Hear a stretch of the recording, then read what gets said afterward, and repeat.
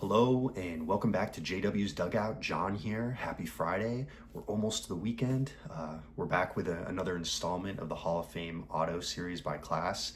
And what I'm going to try to do is keep these videos a little bit more short and succinct and not bore you with a long introduction, which I know sometimes I kind of get carried away with the intro. But first, I did want to mention one quick note. Episode 2 of my short form podcast series, More Than It Seems, Stories Beyond the Cardboard, was released yesterday afternoon. I realize, these short form podcasts may not be for everyone, but I definitely want to get the word out. I put a lot of work and effort into it, creating the narrative, doing the research, and I'm pretty proud of the outcome. It's a very interesting story about a former Atlanta Braves pitcher that many people probably are not familiar with. So be sure to check that out, and I'll stop with the shameless self-promotion for a little bit. But let's get to this video. All right, so quick story. Back in 2018, my wife and I made what I would call a bucket list trip, a bucket list baseball trip. We were living in New York City at the time in the Upper West Side. I, of course, from being from upstate New York, had been to Cooperstown on several occasions. My wife, she's from Long Island. She had never been. She came from a baseball family. They're all diehard Mets fans. Boo. But they had never been to Cooperstown. I was really surprised by that.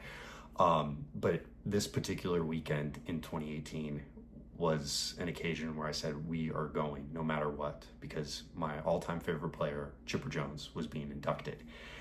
And between being a diehard Braves fan, being a diehard Chipper Jones fan, it was just, there was no way on earth that I was going to miss it. And I wanted to include, again, my girlfriend at the time, now my wife, in, this special weekend. So what we did is, we basically rented a zip car, which they were really popular at the time in New York City.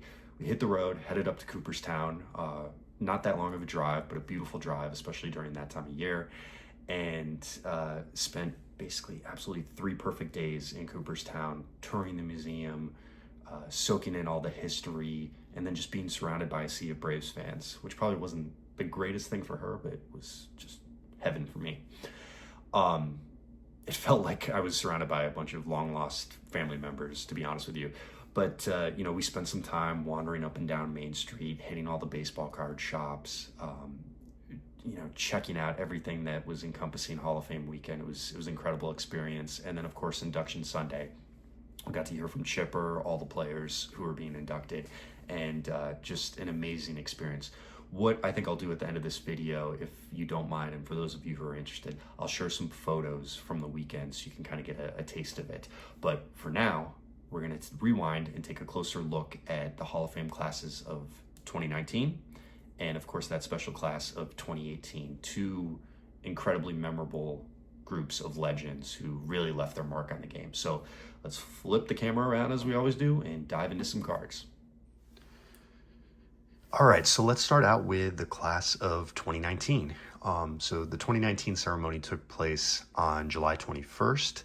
Approximately 55,000 fans in attendance, the second largest crowd in Hall of Fame history up until that point. And it was led by Mariano Rivera. 100% of the vote. Became the first player ever elected unanimously, and he appeared on all of the 425 BBWAA ballots. This is his 2022 Topps 5-star, and look at that signature. That is a piece of artwork. One of the other reasons why I love 5-star, these nice little tidbits on the back. I already mentioned only unanimous Hall of Fame electee, most regular season and postseason saves, 652 and 42, and career record holder for ERA plus, 7th all-time in relief, HRA over 9 innings pitched at 0.46, and then the 1999 World Series MVP, undoubtedly one of baseball's greatest closers. 19 seasons with the Yankees, just a wonderful career. So before I continue with the next, I will share that I also collect the National Baseball Hall of Fame and Museum yearbooks from each class. I didn't show these off in earlier videos, but just to kind of give you an idea, try to keep these in really, really nice shape, and they're relatively cheap. I think I mean, if you get these the year after, they have nice little bios of each player and some ads that are taken out for each team congratulating the player, and then they go into little short bios of each past Hall of Famer who's already been inducted. So yeah, if you get these after the induction, you can get these pretty cheap on the Hall of Fame website. So there's that one. Okay. Next on the list is Roy Halladay, who had 85.4% of the vote, and this is his 1999 Upper Deck SP Signature Edition auto. Beautiful, bold, blue signature from Halladay. Of course, Doc was inducted posthumously, 2-time Cy Young Award winner, 6-time All-Star for the Blue Jays and the Phillies. And as all of us recall, it seems like it was yesterday, died tragically in a plane crash in 2017. One of only 2 players to throw a perfect game and a postseason no-hitter. It's just a wonderful top-tier pitcher who was definitely missed. Put this over here. Next on the list, Edgar Martinez, who also garnered 85% of the vote that year, and this is his 2021 Topps Black auto. Widely regarded as one of baseball's best designated hitters. 312 career average, 309 homers, a staggering career OPS of 933. So this is his final year on the ballot. And I think a lot of that had to do with the DH designation, even though he played, infield earlier in his career. Fun fact, as I was kind of just researching things, he famously owned a 579 batting average against Mariano Rivera lifetime with an OPS over 1,000, which is just crazy. And they were inducted together. So you got to love that. There's Edgar Martinez. Next on the list here is Mike Mussina, who got 76% of the vote, just snuck in. This is his 1998 SP Authentic signature. Just an absolute dominant starter for both the Yankees and the Orioles. Registered 270 wins. He was a 7-time All-Star, and he was elected in his, I believe it was his 6th year on the ballot. And actually, he went in with no logo on his cap because he had just dedication to both the Yankees and the Orioles, and didn't want to upset the apple cart. There's Mr. Mike Mussina. Okay, so the last 2 from this class are members of the Hall of Fame who were inducted via the Today's Game Era Committee. First one is one of my favorites. I actually just listened to an interview on John Morosi's Hall of Fame podcast a couple weeks ago that featured him, and that's Lee Smith. Guys, a very entertaining listen. This is his 2013 Topps Archives fan favorites, and just an absolute premier closer in the 80s and early 90s. He was actually the first reliever to reach 400 career saves. He topped the league in save 4 times, and he earned 7 All-Star selections, so he's just a great pitcher. I love these archives, too, because these are more traditional cards. You just don't get the, we guarantee that this is a real auto. Here you actually get a baseball card. So you got to love that. Nice signature from Mr. Smith. All right, last one for the class of 2019 is has a lot of controversy surrounding it, and that's Harold Baines. Again, also got in via the Era Committee. This is his 2016 Topps Stadium Club auto. And it's actually the black version that's numbered 23 of 50. So Baines was the number 1 overall draft pick, but it's hugely debated whether or not he actually belongs in the Hall. I personally think, he was a talented hitter, long tenure DH, but definitely if you're looking at like today's metrics, he had low advanced metrics. Still had 2,900 career hits, just a shade under 2,900, 289 career average, but his WAR was very low compared to other Hall of Famers. I think it was in the high 30s. So a lot of debate whether or not he belongs. So that is the class of 2019, and let's make room for the class that really matters, and that is the class of 2018, my class. So as I mentioned earlier, my wife and I were there for Cooperstown for the induction. It was Sunday, July 29th, 2018, and let me pull Pull out the yearbook real quick. Here we go. Look at that thing of beauty. What a class, too. Very robust class. And it all started with my guy, Chipper Jones. We've got a lot of stuff to show here. We've got this little piece here, this Hall of Fame induction ticket. Chipper Jones class of 2018. It's got a little coin, some stats on the back. Keep that here in my office. Let's just put that back over here real quick. I'm not going to show you all of my Chipper Jones autos because we'd be here all day, but we've got this Chipper autographed baseball that I got a very, very long time ago. Picked this up while we were in Cooperstown during the Hall of Fame weekend. There's the induction logo. Overall stats, 8-time All-Star, 99 NL MVP, 95 World Series champ, 2008 batting champion, 303 career batting average, 468 homers, 549 doubles, 26 hits. We've got the Hall of Fame plaque autoed. I think I showed this off actually in a previous video. And then this one is pretty special to me. Not only is this his rookie card signed by him in mint 9, I gave this to my son for Christmas last year to start his baseball collection. He's very young. He's still 2. He's almost 3. But I wanted to start him off early and got a really good price on this. So I was definitely happy to pick this up. For the purpose of this video, I usually try to select one Hall of Famer auto that I have for each Hall of Famer. And for this one, I selected this one here, the 1998, sorry about that, the 1998 Don Ross Signature Series Millennium Marks. This one's out of 1,000. Obviously, back then, they just put the initial serial number.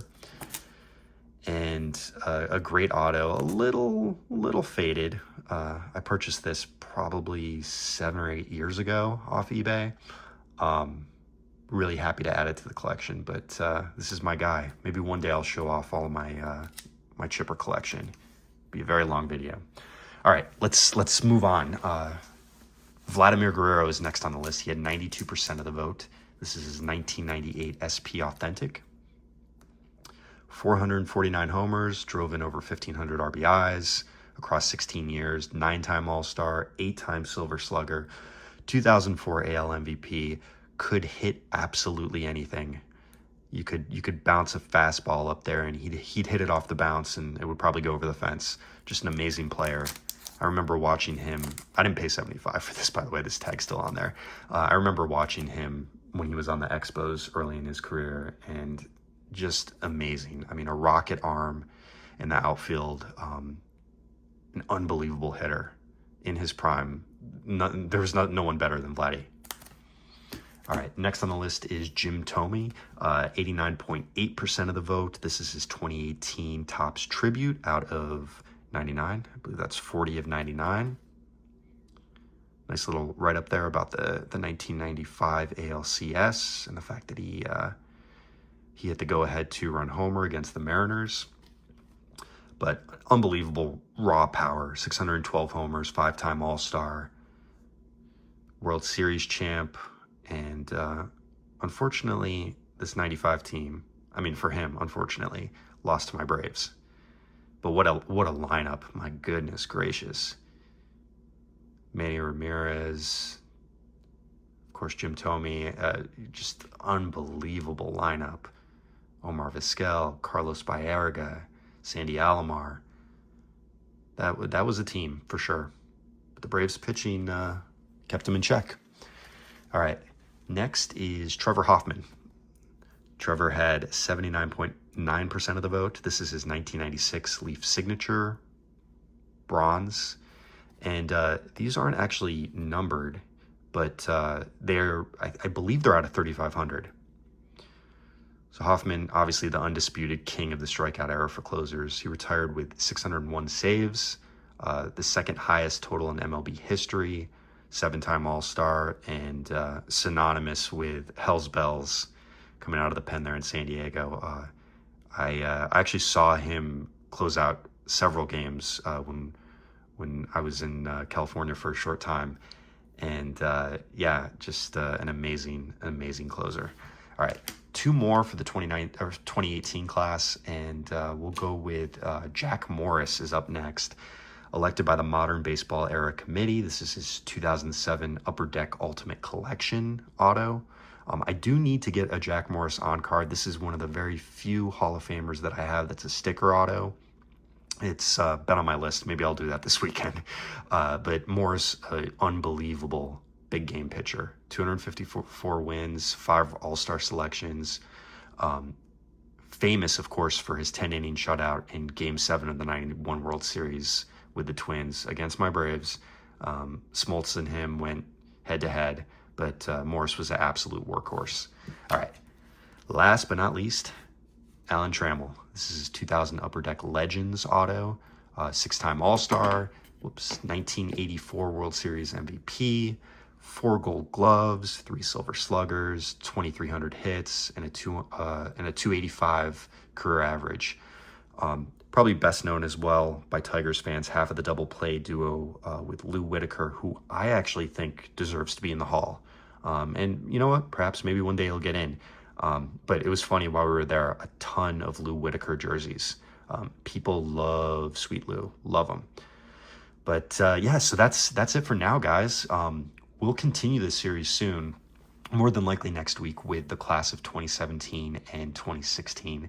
I thank you so much for stopping by the dugout, for watching, for commenting, for liking. Feel free to subscribe, pass the word on to others. Again, make sure you take a look at episode 2 of More Than It Seems. And for the sake of this video, let me know which card was your favorite. And let me know if you have any thoughts about either of these classes, and we'll catch you next time. Thank you, guys.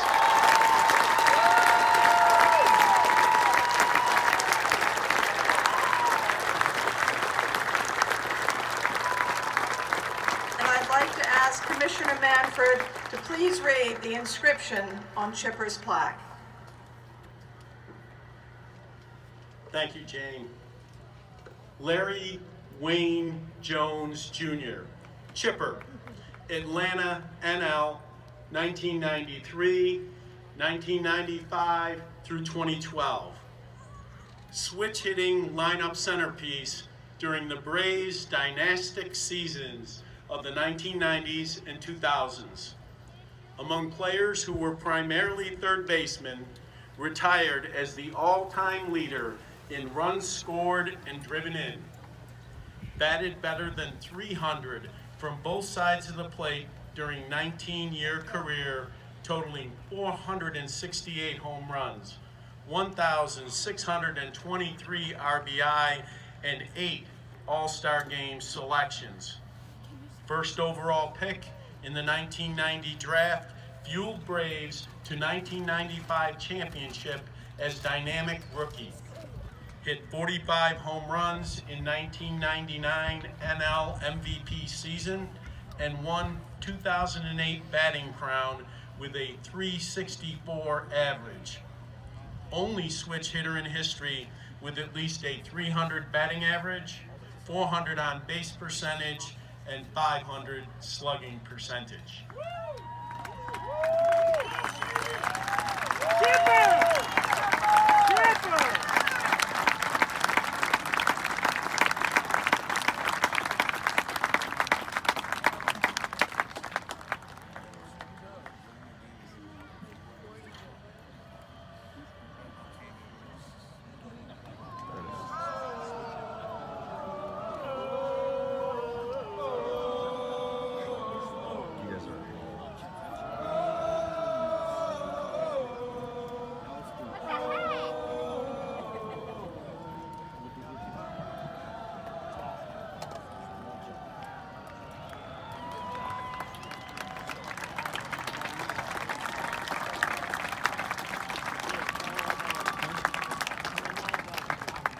How we doing? Yeah!